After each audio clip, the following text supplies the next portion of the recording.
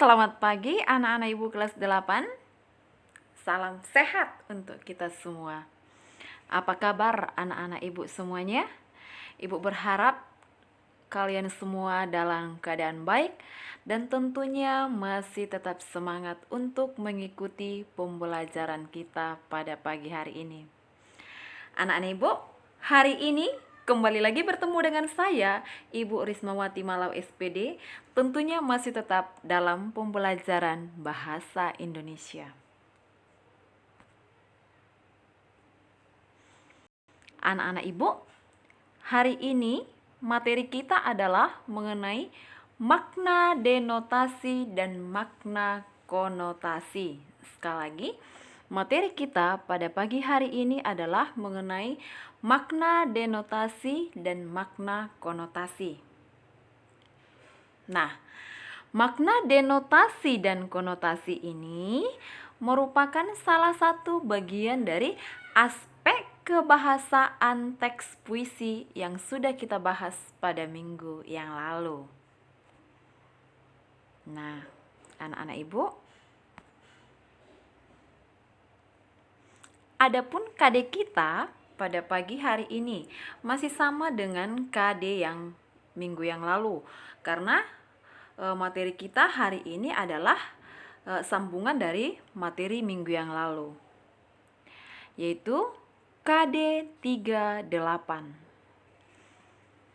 Menelaah unsur-unsur pembangun teks puisi, perjuangan, lingkungan hidup, kondisi sosial, dan lain-lain yang dibaca dan didengar. Itulah KD kita pada pagi hari ini.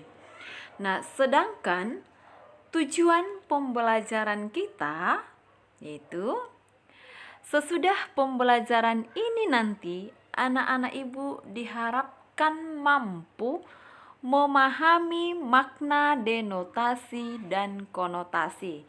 Sekali lagi, apa itu tujuan pembelajaran kita hari ini anak-anak ibu?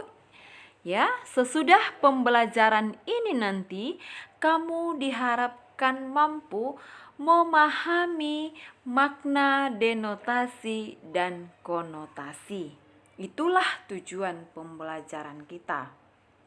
Nah, anak-anak ibu, seperti biasa, sebelum kita melanjutkan membahas lebih dalam lagi apa itu makna denotasi dan konotasi, ya kita terlebih dahulu menyerahkan segala aktivitas kita, segala kehidupan kita kepada Sang Pencipta lewat doa kita pada pagi hari ini.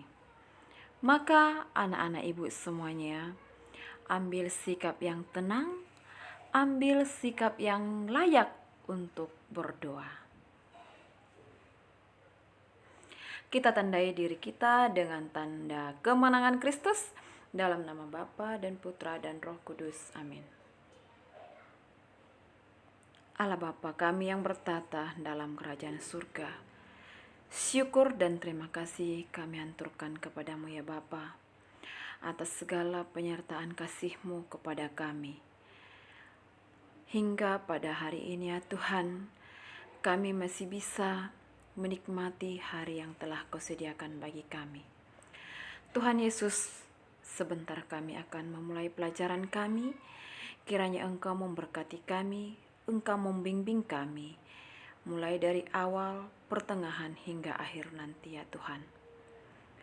Tuhan Yesus yang baik, kami juga berdoa buat orang tua kami, orang tua siswa kami, dimanapun mereka berada ya Tuhan.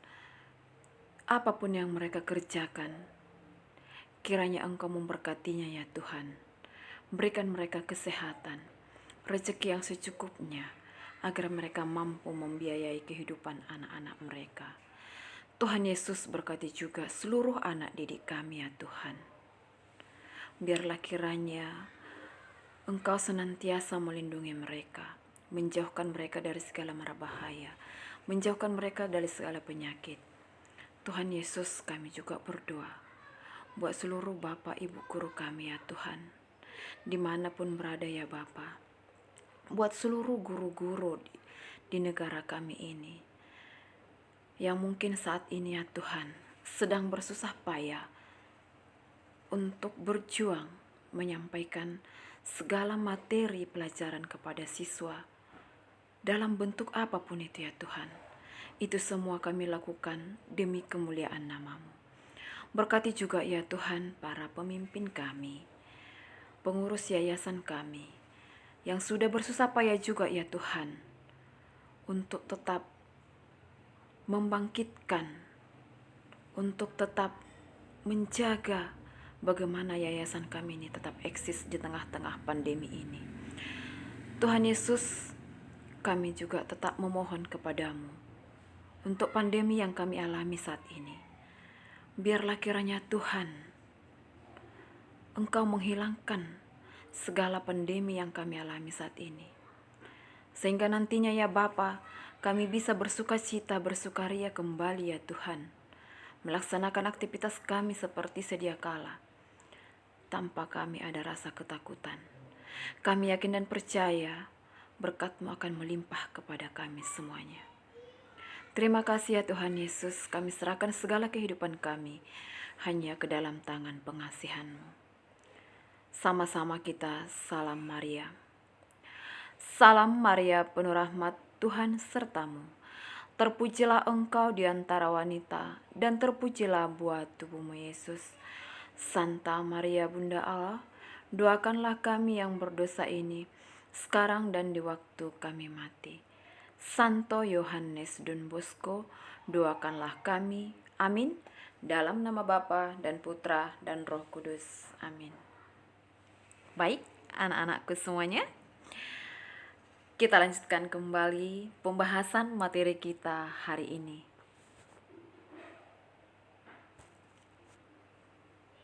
Nah, minggu yang lalu Ibu sudah menjelaskan mengenai aspek kebahasaan teks puisi.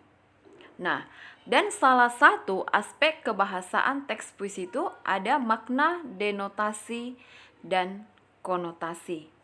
Nah, jadi ini anak-anak Ibu sengaja pada minggu yang lalu tidak Ibu jabarkan apa itu makna, denotasi, dan konotasi, karena di sini hari ini Ibu akan menjelaskan secara khusus apa itu makna, denotasi, dan konotasi.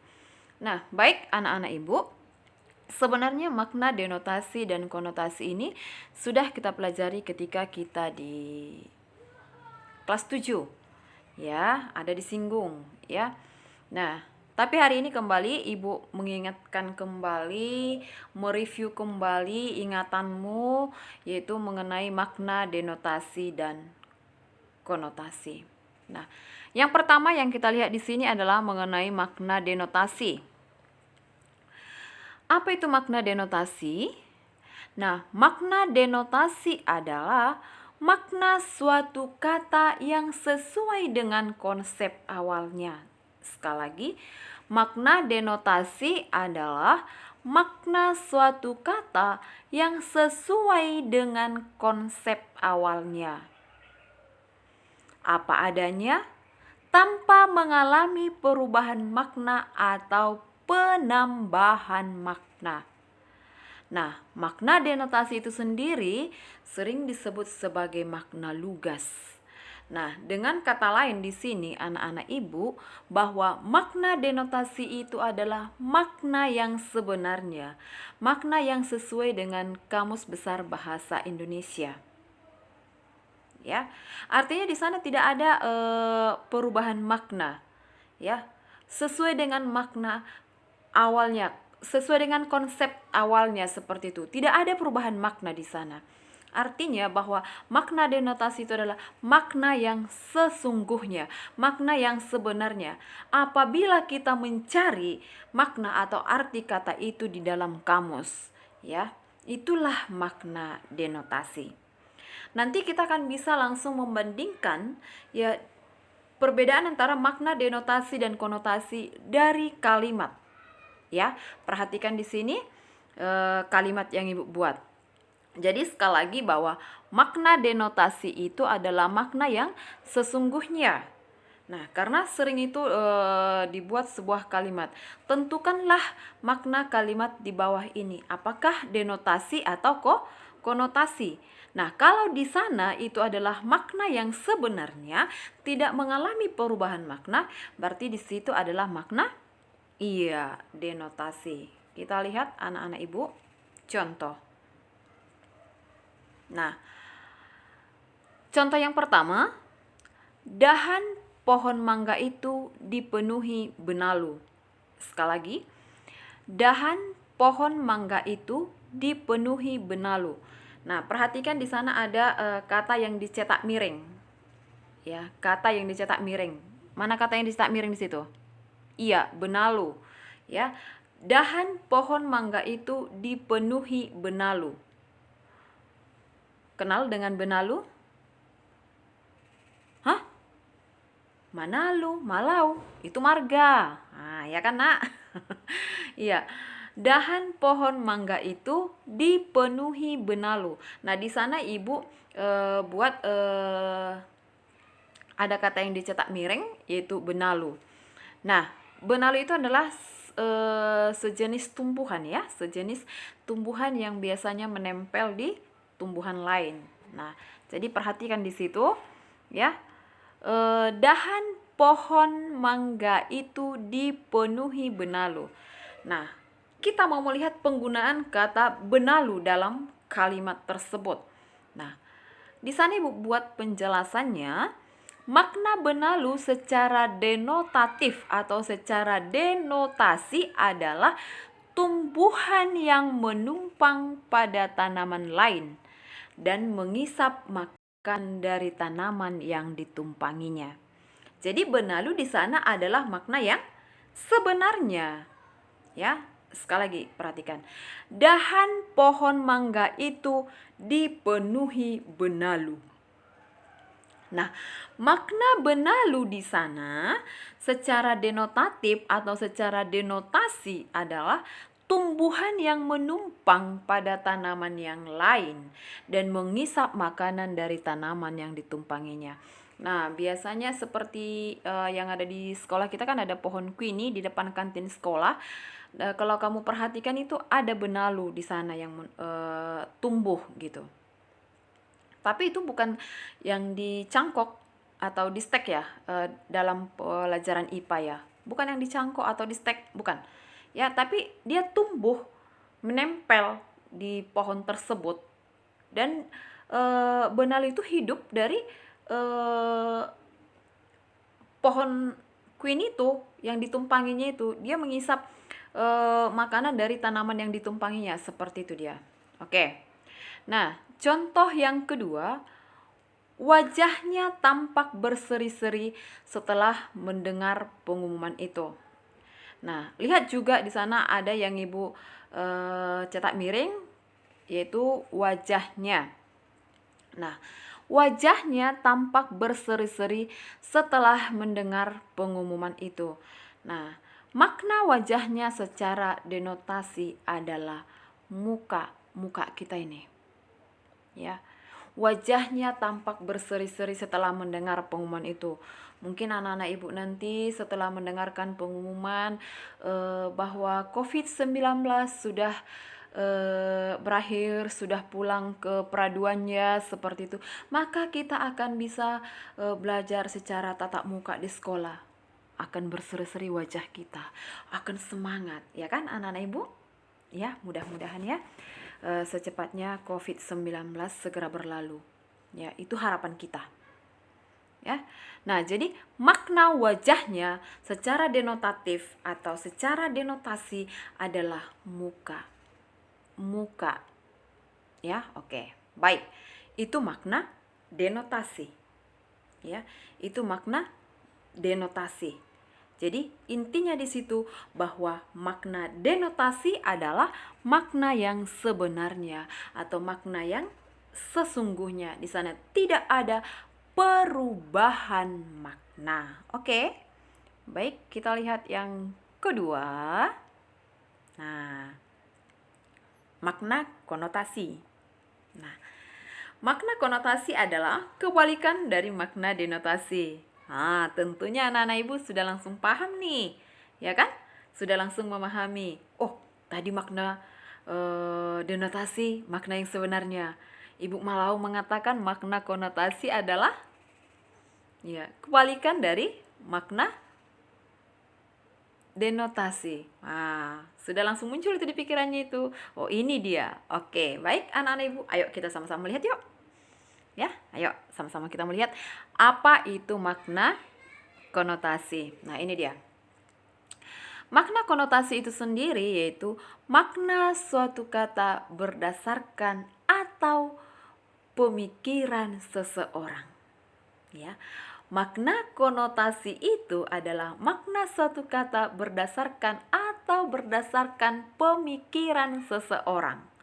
Nah, makna konotasi dapat pula dianggap sebagai makna denotasi yang mengalami penambahan makna.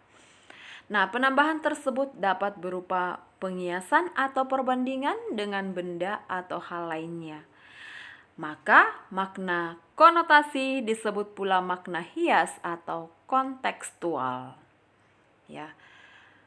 Di situ langsung sudah bisa membandingkan.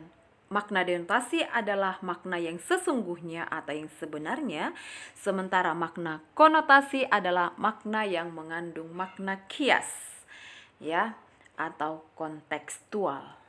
Baik, kita perhatikan contoh. Nah,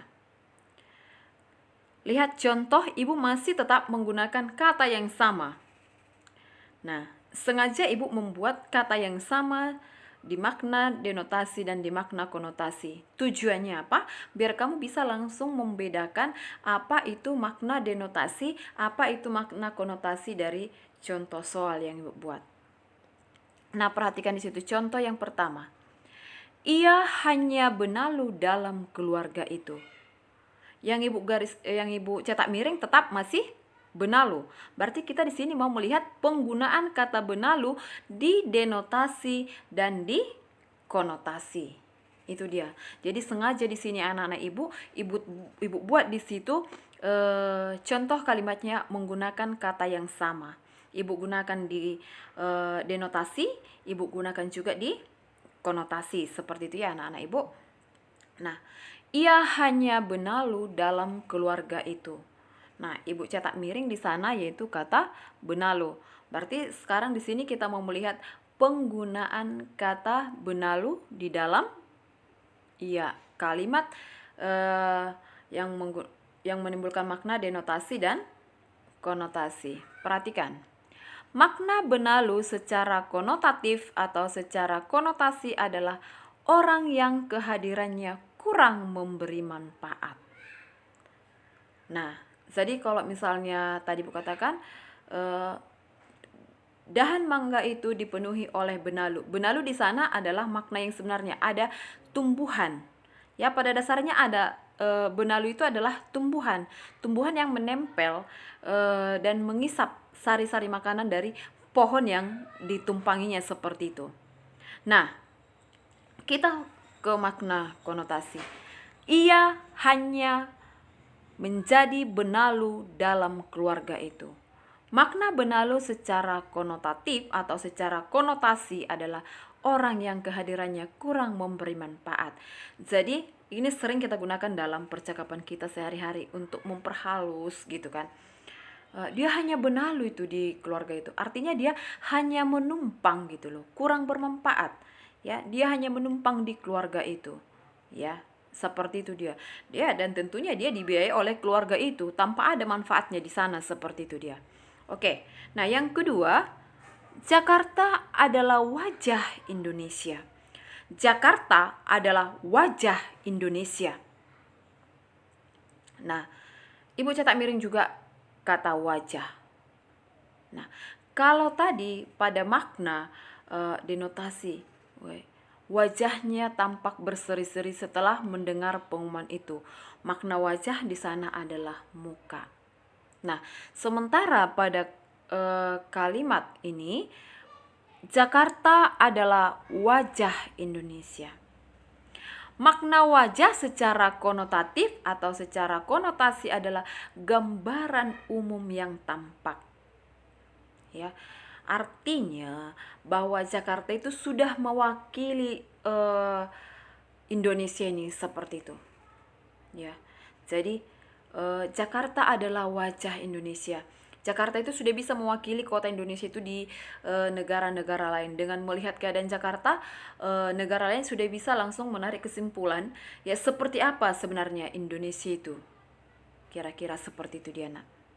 Ya, jadi di situ kamu bisa langsung membandingkan, ya dari contoh yang ibu buat, ibu menggunakan kata yang sama tetapi menimbulkan makna yang berbeda. Kalau pada makna denotasi adalah makna yang sebenarnya atau yang sesungguhnya, seandainya kamu cari itu di dalam Kamus Besar Bahasa Indonesia, pasti itulah artinya. Sementara kalau dalam makna konotasi itu mengandung makna kias, ya. Misalnya ibu kasih contoh lagi itu kambing hitam. Nah, kalimat yang pertama, ya,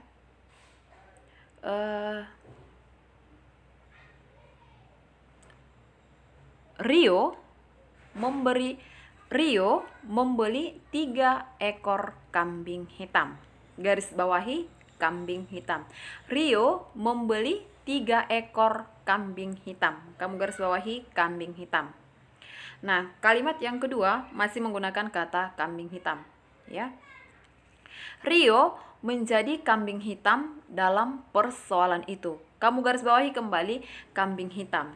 Nah, kita mau melihat mana di situ yang makna denotasi dan mana yang makna konotasi, ya. Kalimat yang pertama, Rio membeli 3 ekor kambing hitam. Kamu garis bawahi kambing hitam. Nah, pada kalimat yang pertama itu makna apa? Ayo anak-anak ibu, itu makna apa itu?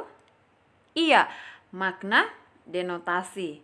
Makna yang sebenarnya, kambing hitam pada kalimat yang pertama adalah kambing yang berwarna hitam. Berarti di sana si Rio membeli 3 ekor kambing yang berwarna hitam. Ya kan? Nah, pada kalimat yang kedua, Rio menjadi kambing hitam dalam persoalan itu. Itu makna apa? Iya, makna konotasi. Ya kan? Nah, apakah si Rio di sana adalah kambing yang berwarna hitam? Bukan. Tetapi kambing hitam pada kalimat yang kedua adalah orang yang dipersalahkan. Paham anak-anak ibu? Paham? Paham? Iya. Baik. Demikian pembelajaran kita pada pagi hari ini mengenai makna, denotasi, dan konotasi.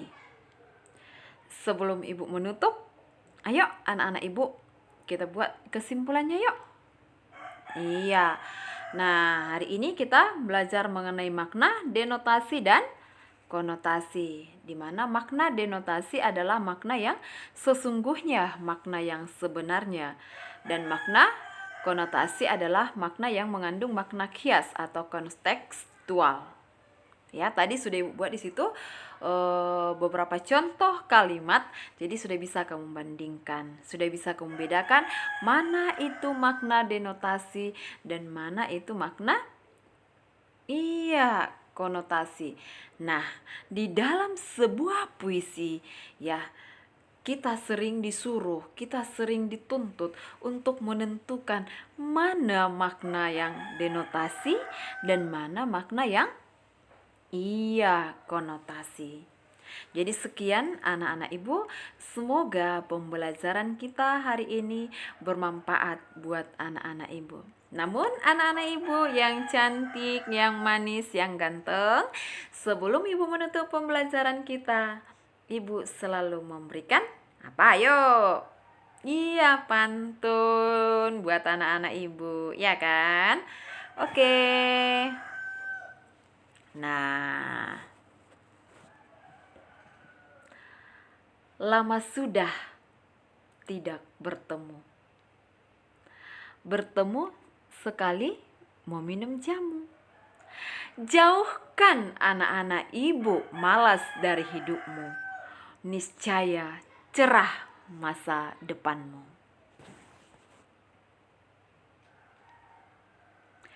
Pohon jati tumbuh berjajar, pandai berpantun orang Banjar. Jika anak-anak ibu malas belajar, cita-cita kalian takkan terkejar.